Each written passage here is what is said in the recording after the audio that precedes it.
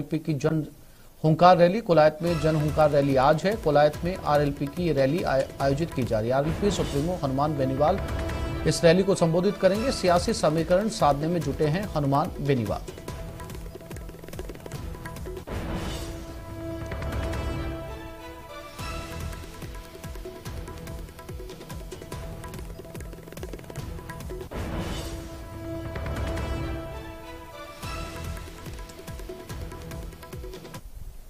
कहने को तो टोंक के देवली में बरसात से पहले नालों की सफाई हो गई है, लेकिन ये सफाई सिर्फ फौरी तौर पर की गई है। नाले अभी भी कचरे से भरे पड़े हैं। जहां थोड़ी बहुत सफाई हुई है वहां हालात ये हैं कि कचरा अभी भी रखा हुआ है। सफाई के लिए नगर पालिका ने 5 लाख रुपए का टेंडर दिया था।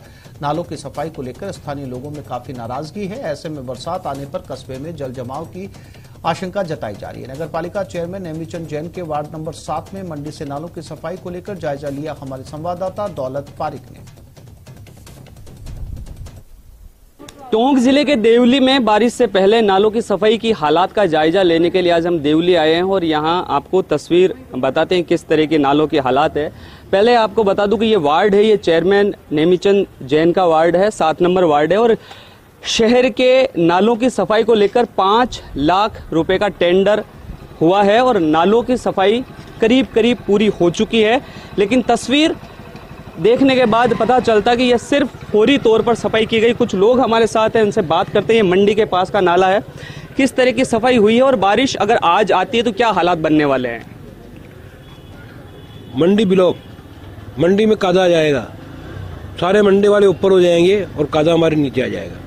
क्या पूरे साल सफाई को लेकर क्या स्थितियां रहती है? आप यहाँ के रहने वाले हैं और बारिश के दिनों में हालात ज्यादा खराब होते हैं, क्या कहेंगे? ये रहती है कि यहाँ कोई भी पब्लिक बाहर की आती है ना, मुंह पे टाटा लगा के आती है, बहुत ही गंदगी रहती है। कभी सफाई की करते ही नहीं, कोई नहीं। कर्मचारी को बोलते हैं ना, हाँ आ रहे हैं, ऐसी गंदगी फिर भी ऐसी रहती है। 2 दिन बाद यही गंदगी है। आप यहाँ के रहने वाले हैं, शिकायत करते हैं, क्या कोई सुनाई नहीं होती है? सुनाई तो होती ही नहीं है, शिकायत तो करते हैं। आपके वार्ड में नालों की सफाई को लेकर क्या हालात बने हुए हैं? हमारे वार्ड में तो नाले गंदे हो रहे थे, अभी साफ हुए, लेकिन कचरा नहीं उठाया अभी भी। लगातार पूरे साल सफाई की हालात ऐसी ही रहती है, लेकिन बारिश के दिनों में हालात ज्यादा खराब हो जाते हैं, क्या कहेंगे? गंदा रहता है, नाला भर जाता है, उठा नहीं आते, कचरे पड़े, अभी भी उठाया निकाला तो कचरा पड़ा हुआ बाहर। तो हालात है वो बिगड़ने वाले हैं क्योंकि नालों की सफाई है वो प्रॉपर तरीके से नहीं हुई है। न्यूज़ 18 राजस्थान, दौलत पारिक, टोंक। टोंक के बिसलपुर बांध पर मानसून से पहले तैयारियां शुरू कर दी गई। बांध के गेट की देखभाल के लिए ऑयल ग्रीस और मरम्मत का काम किया जा रहा है। सभी 18 गेट में ऑयल ग्रीस के साथ ही गेट खोलने और बंद करने का काम भी चेक किया जा रहा है। इसके साथ ही बांध पर बिजली आपूर्ति के लिए आ रही बिजली की लाइन्स के साथ इमरजेंसी के लिए जनरेटर को भी सही कर इससे जुड़े सभी आवश्यक कार्य किए जा रहे हैं। बिसलपुर बांध पर तैयारियों को लेकर हमारे संवाददाता दौलत पारिक ने जायजा लिया। प्रदेश की लाइफलाइन कहे जाने वाले बिसलपुर बांध पर अभी मानसून की तैयारियों को लेकर के काम चल रहा है। राजधानी जयपुर समेत अजमेर, टोंक और दूसरे जिलों में पानी को लेकर के बिसलपुर बांध बहुत महत्वपूर्ण है और मानसून की बारिश होने से पहले जो बिसलपुर बांध के 18 गेट है उन पर रखरखाव का काम है वो पूरा किया जा रहा है। तैयारियों को लेकर के यहाँ युद्ध स्तर पर काम चल रहा है। जैसा कि आप तस्वीरों में देख सकते हैं, अभी बिसलपुर बांध पर हम खड़े हैं और जो 18 गेट है यहाँ पर ये पूरा काम चल रहा है, जहाँ पर इसके बांध के जो गेट है उसमें ऑयल ग्रीस करने से लेकर के और बारिश के सीजन में जब ये बांध पूरा भर जाएगा और गेट खोलने की स्थिति में आएगा उस समय किसी भी तकनीकी चीजों की दिक्कत ना हो उसको लेकर यहाँ काम चल रहा है। और इस वक्त पूरी इस काम की मॉनिटरिंग करने के लिए मनीष कुमार जी यहाँ पूरा देखरेख कर रहे हैं। इनसे बात करते हैं किस तरह का काम अभी बांध पर चल रहा है। अभी बांध पे 18 गेटों में ऑयलिंग ग्रीसिंग का और ऑपरेशन कंट्रोलिंग, जिसमें अपन गेट को खोल के देखते हैं कि बाढ़ मानसून की स्थिति में जब डैम पूरा भर जाएगा तो गेट ओपने वाला है कि नहीं, तो उसकी तैयारियों को लेके अपन अभी टेस्टिंग करते हैं। तो आप देख सकते हैं ऐसे कि 18 नंबर गेट में अभी ऑयलिंग ग्रीसिंग का काम चल रहा है और इसकी अभी ऑपरेशन कंट्रोलिंग करके हमने सुबह देखी थी, तो गेट आराम से खुल रहा है, बंद हो रहा है। जी, महत्वपूर्ण तो है ही, क्योंकि बीसलपुर डैम जो है मेनली जयपुर अपना जो राज्य की राजधानी है उसको पेयजल की सप्लाई कर रहा है। इसके अलावा टोंक जिला है, अजमेर जिला है, इनमें 3 जिलों में सप्लाई जा रही है। तो अगर पेयजल का जैसे मुद्दा मुख्य मुद्दा रहता है हमेशा, और उसमें उस लिहाज से देखा जाए तो काफी महत्वपूर्ण है। बिल्कुल 315.50 की स्थिति पर जो भराव क्षमता है वहां तक बांध भर जाता है। और कई बार पिछली साल भी देखा गया कि बांध भरने के बाद में जो गेट खोले गए थे उसमें कई टीएमसी पानी है वो व्यर्थ बह गया था। आपको तस्वीरों के जरिए पहले दिखा दूं, जो बांध पर काम चल रहा है गेटों के ऑयल ग्रीसिंग को लेकर के, ये वो जगह हैं जहां पूरी तैयारियां मुकम्मल की जा रही है कि बारिश के सीजन में जब गेट खोले उस समय किसी तरह की तकनीकी समस्या ना हो और गेट को लेकर के किसी तरह की दिक्कत ना हो, क्योंकि बहुत ही महत्वपूर्ण हो जाता है प्रदेश के लिए लिहाज से, क्योंकि पानी को लेकर के राजधानी जयपुर समेत अजमेर और कई जिले, कई लोग हैं जो इस पर डिपेंड होते हैं। न्यूज़ 18 राजस्थान, दौलत पारिक, टोंक।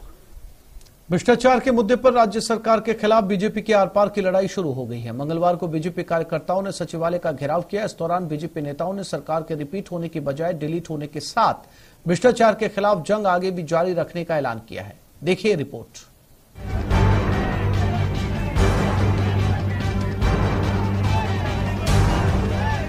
कांग्रेस के खिलाफ बीजेपी की हुंकार।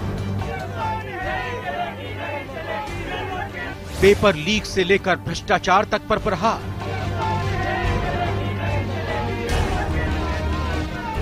मुद्दा है गंभीर, जिम्मेदार है बेपरवाह।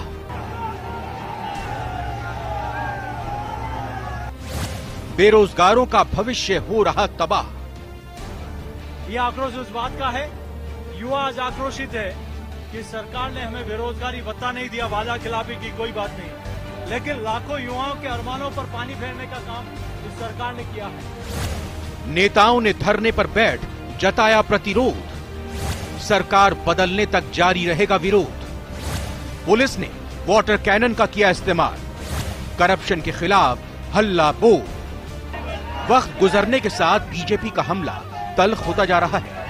मंगलवार को राजधानी जयपुर में पुलिस के साथ बीजेपी नेताओं कार्यकर्ताओं की जबरदस्त जोर आजमाइश देखने को मिली। क्योंकि सीपी जोशी के अध्यक्ष बनने के बाद पहली बार जयपुर में बड़ा प्रदर्शन होना था, इसीलिए कार्यकर्ता खासे जोश और खरोश के साथ अपनी मौजूदगी दर्ज कराने पहुंचे थे। बीजेपी मुख्यालय पर जमावड़े के बाद सैकड़ों कार्यकर्ता नेता सचिवालय की ओर बढ़े, लेकिन पुलिस ने उन्हें स्टैच्यू सर्कल पर रोक दिया। पार्टी कार्यकर्ताओं ने बैरिकेडिंग तोड़कर आगे बढ़ने की कोशिश की, लेकिन चप्पे चप्पे पर तैनात पुलिस के आगे उनकी एक न चली। वो जहां थे वहीं खड़े होकर कांग्रेस के खिलाफ नारेबाजी करने लगे। बड़े नेताओं के नेतृत्व ने उन्हें भरपूर ऊर्जा दी, लेकिन एक वक्त ऐसा भी आया जब बीजेपी नेता और कार्यकर्ता सड़क पर ही धरने पर बैठ गए। बीजेपी के नेताओं और कार्यकर्ताओं को तितर बितर करने के लिए पुलिस को वाटर कैनन का इस्तेमाल करना पड़ा। इससे पहले नेता प्रतिपक्ष राजेंद्र राठौड़ ने कांग्रेस पर करारा प्रहार किया। उन्होंने साफ किया कि ये सरकार जाएगी नहीं, बल्कि डिलीट हो जाएगी। जिन्होंने भ्रष्टाचार किया है, मुख्यमंत्री जी की सरपरस्ती में आने वाला समय कह रहा है, दीवार पर लिखा हुआ। और मैं आज इस मंच से कह रहा हूं, जिस पर पहले कहा करते थे चेचक का रोगी बताओ 10,000 रुपए इनाम पाओ। इस जयपुर जिले में कांग्रेस का विधायक बताओ, समय आएगा और 1 लाख रुपए इनाम पाओ, ये हालत होगी।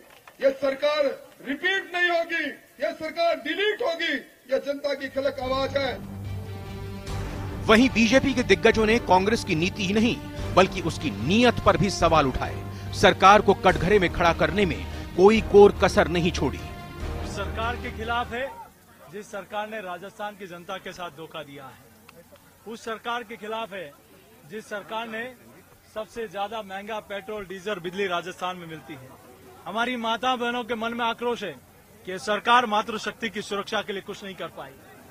यह आक्रोश उस बात का है, युवा आज आक्रोशित है कि सरकार ने हमें बेरोजगारी भत्ता नहीं दिया, वादा खिलाफी की कोई बात नहीं, लेकिन लाखों युवाओं के अरमानों पर पानी फेरने का काम इस सरकार ने किया है।